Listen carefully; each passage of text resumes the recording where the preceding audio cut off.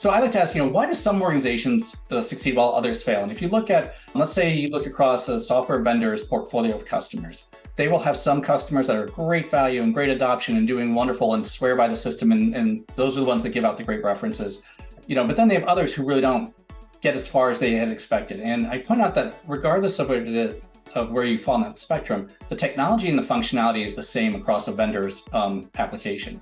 You might make some tweaks in terms of what you turn on and turn off, but the technology is pretty constant, and its functionality is there for all user organizations.